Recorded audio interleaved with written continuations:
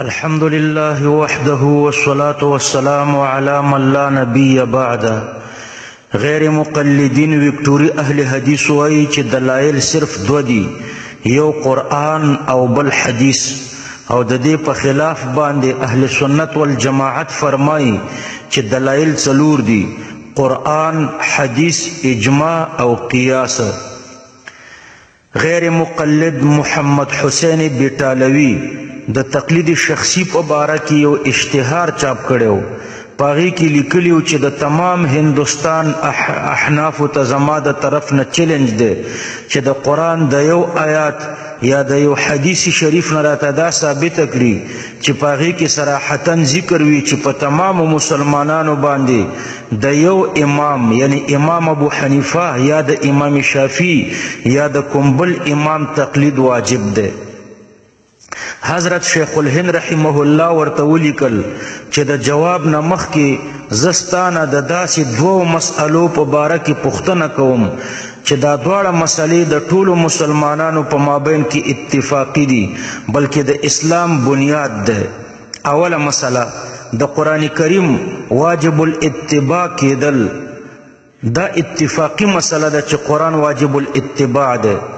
دویمه مسئله د رسول الله صلی الله علیه وسلم احادیث د دې واجب الاتباع کېدل، دا اتفاقی مسئله ده. نو شیخ الهند رحمه الله محمد حسین بیټالوی ته ولیکل چې دا دوه مسئلې دي او دا دواړه زمونږ او ستاسو په مابین کې اتفاقی دي. قرآن واجب الاتباع ده او منکر کافر ده. احادیث د رسول الله صلی الله علیه وسلم واجب الاتباع دي او منکر کافر ده. لیکن ته مهربانی وکړه د دې دپاره داسې یو دلیل ووایه چې نه پکې دور لازم شي او نه پکې مصادره علی المطلوب لازمه شي. یعنی د قرآن د واجب الاتباع کېدلو دپاره داسې دلیل پیش کا چې نه پکې دور راشي نه پکې مصادره علی المطلوب راشي. د قرآن د حجیت دپاره داسې دلیل پیش کا چې نه پکې دور راشي او نه پکې مصادره علی المطلوب راشي.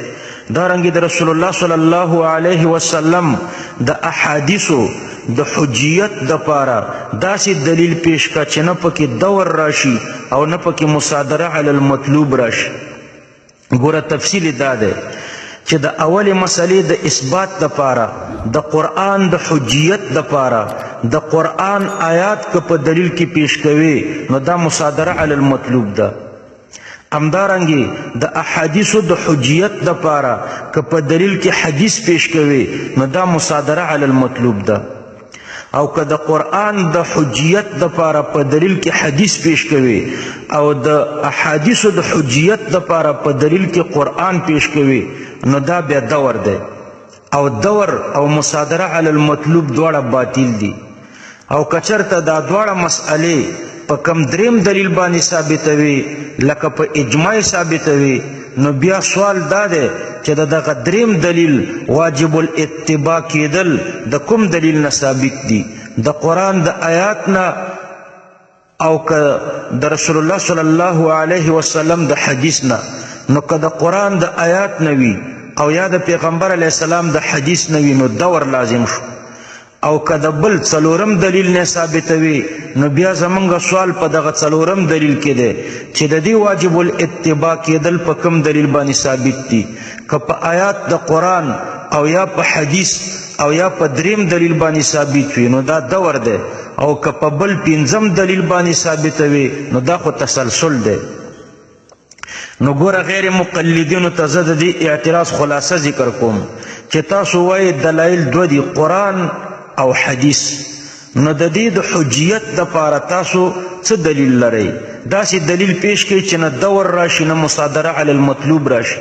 که تاسو وایئ چې قرآن حجت دی او په دلایلو کې آیتونه وایي نو دا آیتونه خو په قرآن کې داخل دي، دا مصادره علی المطلوب ده. او که چېرته د احادیثو د حجیت دپاره په دلایلو کې احادیث وایي نو دا مصادره علی المطلوب ده. او که د قرآن د حجیت دپاره په دلایلو کې احادیث ذکر کوئ او د احادیثو دپاره د قرآن آیتونه پیش کوئ نو دا بیا دور دی.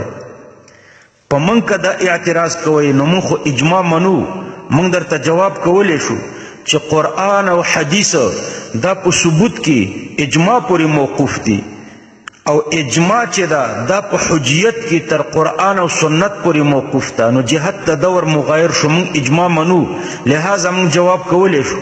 لیکن وابیان داسې جواب نشي کولی، لہذا دوی یوازې دام نشي ثابتولی چې قرآن په کم دلیل باندې حجت دی او سنت په کم دلیل باندې حجت دی. دا شیخ الهند رحمه الله په ادله کامله صفحه 89 کې لیکلی دی.